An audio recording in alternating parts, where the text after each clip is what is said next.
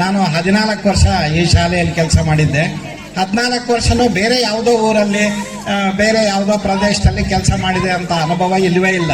ನಮ್ಮ ಸ್ವಂತ ಗ್ರಾಮ, ನಮ್ಮ ಸ್ವಂತ ಊರಲ್ಲೇ ನಾನು ಕೆಲಸ ಮಾಡಿದ್ದೀನಿ ಅನ್ನೋ ಭಾವನೆ ನಮಗಿತ್ತು. ನಮ್ಮ ಜೊತೆಯಲ್ಲಿದ್ದ ರೇಣುಕಮ್ಮರು, ಹಂಸಿಯಮ್ಮರು, ನಮ್ಮ ಅಜೀಜು, ಮೈನ್ ನಮಗೆ ಪಾರ್ಟಿಸಿಪೇಟ್ ಅಂದರೆ ನಮ್ಮ ಅಜೀಜವರು.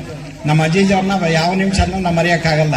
ಯಾಕಂದರೆ ಬಲಗೈ ಥರ ಇದ್ದು ಎಲ್ಲ ಕೆಲಸಗಳನ್ನೂ ನಿರ್ವಹಿಸ್ಕೊಂಡು ನಮ್ಮ ಶಾಲೆಗೆ ಯಾವುದೇ ಸ್ಪೋರ್ಟ್ಸ್ ಆಗ್ಬೋದು, ಒಳ್ಳೆ ಎಜುಕೇಷನ್ ಆಗ್ಬೋದು, ಎಲ್ಲ ರೀತಿಯಲ್ಲೂ ನಮಗೆ ಹೆಲ್ಪ್ ಮಾಡೋರು.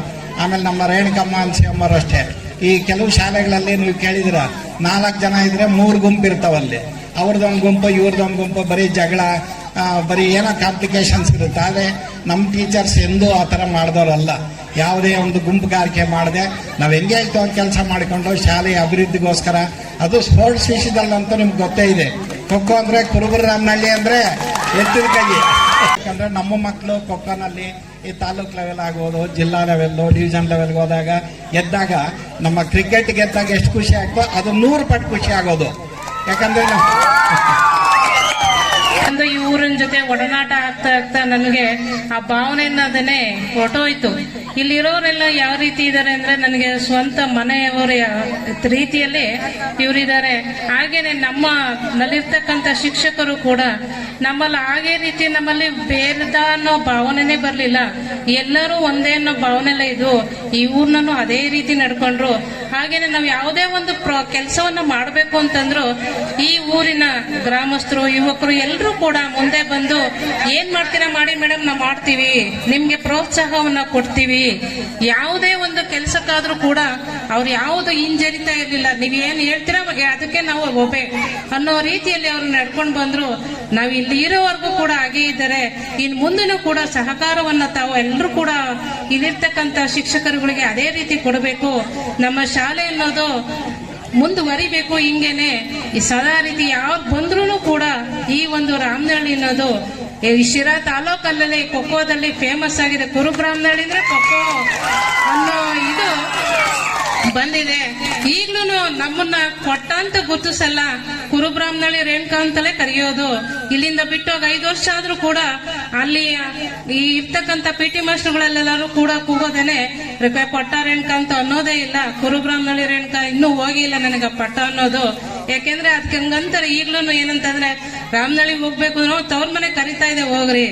ಅದೇ ರೀತಿ ಇಲ್ಲಿ ಒಂದು ಹಬ್ಬ ಮಾಡಿದ್ರು ಕೂಡ ಈಗ್ಲೂ ಇಲ್ಲ ಮೇಡಮ್ ನೀವು ಬರ್ಲೇಬೇಕು ಅನ್ನೋ ಪ್ರೀತಿ ವಿಶ್ವಾಸ ಇಟ್ಕೊಂಡಿದ್ದಾರೆ.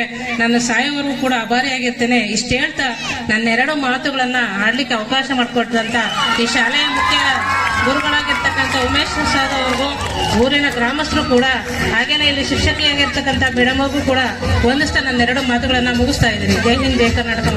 ನಮ್ಗೆ ಕೇಂದ್ರ ಇದು ಆದಂತ ಯಾರು ಮುಂಚೆ ಇದ್ದಂತ ಖೋಖೋ ಕ್ರೀಡೆ ಕಾಣ್ಬೇಕಾದ್ರೆ ಉಗ್ರಪ್ಪ ಮಾಸ್ಟರ್ ಇದ್ರು ಫಸ್ಟ್. ಅಲ್ಲಿದ್ದ ನಮ್ಗೆ 1980 ಉಗ್ರಪ್ಪ ಮಾಸ್ಟರ್ ಇದ್ದ, ಅಲ್ಲಿದ್ದ ಕ್ರೀಡೆ ಹುಟ್ಟಿದ್ದು. ಅವ್ರನ್ನ ಮಾಡ್ತಿದೀವಿ, ಮಾತಾಡ್ಬೇಕಾಯ್ತು ಅವ್ರನ್ನ.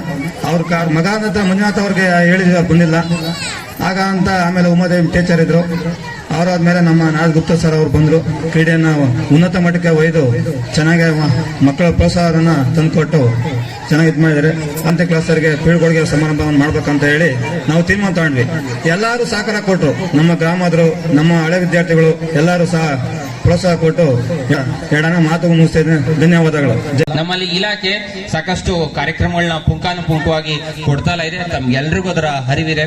ನಾವು ಅಕ್ಷರ ದಾಸೋಹದಿಂದ ಹಿಡಿದು, ಕ್ಷೀರ ಭಾಗ್ಯದಿಂದ ಹಿಡಿದು, ಶೂ ಸಾಕ್ಸ್ ಭಾಗ್ಯದಿಂದ ಹಿಡಿದು ಪ್ರತಿಯೊಂದು ಸಹ ನಮ್ಮ ವಿದ್ಯಾರ್ಥಿಗಳಿಗೆ ಇಲಾಖೆ ಮತ್ತು ಸರ್ಕಾರದ ಎಲ್ಲ ಗುಣಮಟ್ಟದ ಕಾರ್ಯಕ್ರಮಗಳನ್ನ ಚಾಚು ತಪ್ಪದೆ ನಾವು ಪಾಲಿಸ್ಕೊಂಡು ಬರ್ತಾ ಇದ್ದೀವಿ. ಶಾಲೆಗಳಲ್ಲಿ ಅನುಷ್ಠಾನ ಆಗ್ತಾ ಇದೆ. ನಾನು ಸಹ CRP ಬಂದ ನಂತರ ನಮ್ಮ ಗುಪ್ತಾ ಸರ್ ಅವರು ಒಬ್ಬರೇ ಇದ್ದಿದ್ದು ಈ ಶಾಲೆಯಲ್ಲಿ. 2021 ಮೇಗೆ ಅವರು ರಿಟೈರ್ಡ್ ಅನ್ನ ಹೊಂದಿದ್ರು. ಅದಾದ ನಂತರ ನಾನು ಸುಮಾರು 2 ವರ್ಷಗಳ ಕಾಲ ಈ ಒಂದು ಶಾಲೆಯ ಪ್ರಭಾರಿಯನ್ನ ಹೊಂದಿದ್ದೆ. ಆಗ ಸಂದರ್ಭದಲ್ಲಿ ಈ ಪಕ್ಕದ ಶೆಟ್ಗನಹಳ್ಳಿ ಹಾಗೆ ಕರೆತಿಮ್ಮನಹಳ್ಳಿ 3 ಶಾಲೆಗಳು ಶಿಕ್ಷಕರಹಿತ ಶಾಲೆಗಳಾಗಿದ್ವು. ಆ 3 ಶಾಲೆಗಳಿಗೂ ಸಹ ನಾನು CRPಯ ಜೊತೆಗೆ ಪ್ರಭಾರ ಮುಖ್ಯ ಗುರುಗಳ ಜವಾಬ್ದಾರಿಯನ್ನ ತೆಗೆದುಕೊಂಡು ನಾನು ಎಲ್ಲಾ ಕಾರ್ಯಗಳನ್ನ ಅಚ್ಚುಕಟ್ಟಾಗಿ ನಿಭಾಯಿಸಿಕೊಂಡು ಬಂದಿದೆ. ನನ್ನ ಆ ಒಂದು ಸಂದರ್ಭದಲ್ಲಿ ನನ್ನ ಕಾರ್ಯಗಳಿಗೆ ಹೆಗಲು ಕೊಟ್ಟದ್ದು ನಮ್ಮ ಒಂದು ಶಾಲೆಗಳಲ್ಲಿ ಕೆಲಸ ನಿರ್ವಹಣೆ ಮಾಡ್ತಕ್ಕಂಥ ಅತಿಥಿ ಶಿಕ್ಷಕರು. ಅದರಲ್ಲಿ ಇಲ್ಲಿ ಒಂದು ಶಾಲೆಯನ್ನ ಉಳಿಸ್ಕೊಂಡು ಹೋಗ್ಬೇಕಾಗಿರ್ತಕ್ಕಂಥದ್ದು ನಮ್ಮೆಲ್ಲರ ಜವಾಬ್ದಾರಿ. ಶಾಲೆಯನ್ನ ತರೋದು ಅಷ್ಟು ಈಸಿ ಅಲ್ಲ. ಆ ಶಾಲೆ ಉಳಿಬೇಕಾಗಿರತಕ್ಕಂಥದ್ದು ಎಲ್ಲ ಇಡೀ ಊರಿನ ಗ್ರಾಮಸ್ಥರ ಸಮುದಾಯದ ಎಲ್ಲರ ಒಂದು ಕರ್ತವ್ಯ ಆಗಿರುತ್ತೆ. ಯಾಕಂದ್ರೆ ಇದು ಶಾಲೆ ಸರ್ವಾಂಗೀಣ ಅಭಿವೃದ್ಧಿಗಾಗಿರ್ತಕ್ಕಂಥದ್ದು, ನಮ್ಮೆಲ್ಲರ ಅಭಿವೃದ್ಧಿಗಾಗಿರ್ತಕ್ಕಂಥದ್ದು. ಇದನ್ನ ಉಳಿಸಿ ಬೆಳೆಸಿ ತೆಗೆದುಕೊಂಡು ಹೋಗ್ತಕ್ಕಂಥದ್ದು ನಮ್ಮೆಲ್ಲರ ಆದ್ಯ ಕರ್ತವ್ಯ. ಕೇವಲ ಶಾಲೆ ಅಂದ್ರೆ ಬಿಡು ಯಾರ್ದೋ ಅನ್ನೋದು ಅಲ್ಲ, ಇದು ಸಾರ್ವಜನಿಕರ ಆಸ್ತಿ, ನಮ್ಮೆಲ್ಲಾ ಮಕ್ಕಳ ಒಂದು ಸರ್ವಾಂಗೀಣ ಅಭಿವೃದ್ಧಿಗಾಗಿ ಇರ್ತಕ್ಕಂಥದ್ದು. ಹಾಗಾಗಿ ಈ ಒಂದು ಶಾಲೆಗೆ ತಾವೆಲ್ಲರೂ ಅದ್ಭುತವಾದಂತಹ ಸಹಕಾರ ಕೊಡಬೇಕು. ಈಗಾಗಲೇ ನಾನು 2 ವರ್ಷಗಳ ಪ್ರಭಾರಿಯಲ್ಲಿದ್ದ ಸಂದರ್ಭದಲ್ಲೂ ಸಹ ಇಲ್ಲಿದ್ದಂತ ಎಷ್ಟೋ ಹಳೆ ವಿದ್ಯಾರ್ಥಿಗಳು, ನಮ್ಮ SDMC ಸದಸ್ಯರುಗಳು ಚೆನ್ನಾಗಿ ಇಲ್ಲಿ ಒಂದು 8-10 ವರ್ಷದ ಹಿಂದೆ ನಮ್ಮ ನಾಗರಾಜ್ ಗುಪ್ತಾ ಸರ್ ಹೆಂಗಂದ್ರೆ ನಮ್ಮ ಮಕ್ಕಳೇ ಅಷ್ಟು ಆನಂದ. ಅವ್ರಿಗೆ ರಿಟೈರ್ಡ್ ಆಗಿ 2 ವರ್ಷ ಆದ್ರೂ ಈ ಸಾರಿನೂ ನಾವು ಅವರು ಮಾರ್ಗದರ್ಶನದಲ್ಲಿ ನಾವು ಖೋಖೋ ಪ್ರಾಕ್ಟೀಸ್ ಮಾಡಿದ್ವಿ. ನನಗೆ ಇಲ್ಲಿರ್ತಕ್ಕಂಥ ಯುವಕರು ತುಂಬಾ ಹೆಲ್ಪ್ ಮಾಡಿದ್ರು. ನಾವು ಹೋಬಳಿ ಲೆವೆಲಲ್ಲಿ ಪ್ರಥಮ ಒಂದು 3 ಮ್ಯಾಚು ಬೀಟ್ ಮಾಡಿ ಹೊಡೆದ್ವಿ. ನೆಕ್ಸ್ಟ್ ತಾಲೂಕ್ ಲೆವೆಲ್ಗೆ ಹೋದ್ವಿ, ಅಲ್ಲಿ ಫೈನಲ್ ಮ್ಯಾಚ್ ನಲ್ಲಿ ಸೋತ್ವಿ ನಾವು. ನಮಗೆ ಸೆಕೆಂಡ್ ಪ್ರೈಸ್ ಬಂತು. ಅಲ್ಲಿಗೆ ಸರ್ ಬಂದಿದ್ರು. ಅವ್ರಿಗೆ ಎಷ್ಟು ಆಸಕ್ತಿ ಇದೆ, ಮಕ್ಕಳ ಮೇಲೆ ಎಷ್ಟು ಪ್ರೀತಿ ಇದೆ ಅನ್ನೋದು ಅವತ್ತು ನೋಡ್ದಾಗ ಗೊತ್ತಾಯ್ತು. ಜನ ಹೇಳ್ತಿದ್ರು ಅಷ್ಟೇ, ನಾವು ಪ್ರತ್ಯಕ್ಷವಾಗಿ ನೋಡಿರ್ಲಿಲ್ಲ. ಆಮೇಲೆ ಅವ್ರದ್ದು ಮನ್ಸು ಹೆಂಗಪ್ಪ ಅಂದ್ರೆ ಹಸುವಿನ ಮನ್ಸಿದ್ದಂಗೆ. ಈಗ ಈ ಏಜ್ ಅಲ್ಲಿ ಬನ್ನಿ ಸರ್ ಅಂದ್ರೆ ಯಾರು ಬಂದಾರು ಅಂತ, ಈಗ ನಿಮ್ಮೂರ್ನಾಗಿರೋರು ಕಾಂಪೌಂಡ್ ಇದ್ದಾಗಿರೋರು ಒಳಗೆ ಬನ್ನಿ ಅಂದ್ರೆ ಬರೋದು ಕಷ್ಟ ಆಗಿದೆ. ಅಂತದ್ರಲ್ಲಿ ಬೆಂಗಳೂರಿಂದ ಬಂದು ಈ ಕಾರ್ಯಕ್ರಮದಲ್ಲಿ ಕೂತು ನಮ್ಮ ಮಕ್ಕಳು, ನಮ್ಮ ಜನ, ನಮ್ಮ ಗ್ರಾಮ ಅಂತ ನೆನೆಸ್ತಾರಲ್ಲ, ಅವ್ರಿಗೆ ನಿಮ್ಮೆಲ್ಲರ ಪರವಾಗಿ ಯಾಕೆ ತಪ್ಪನ್ನು ಹೇಳ್ಬೇಕಂತ ನಾನು ನಿಮ್ಮನ್ನು ಕೇಳ್ಕೊಳ್ತೀನಿ.